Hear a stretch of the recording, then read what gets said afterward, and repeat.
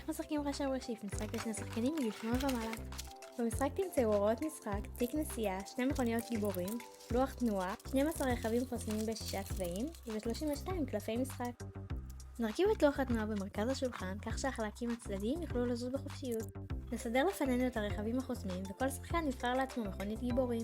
נערבב את קלפי המשחק ונחלק לכל שחקן 4 קלפים. נבחר פריסת משחק מאלה שנמצאות בחוברת ההוראות ונמקם את הרכבים על הלוח לפי האיור. זאת תהיה נקודת המוצא של מכוניות הגיבורים.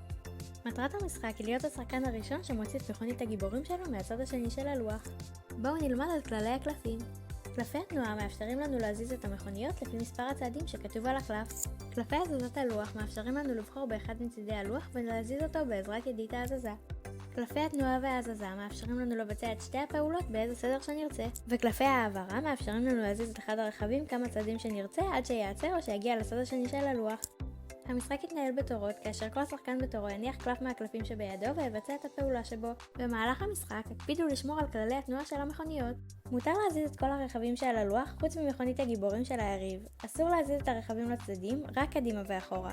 אסור להרים את הרכבים מהלוח, ואסור להוציא את הרכבים החוסמים מלוח המשחק. בהצלחה!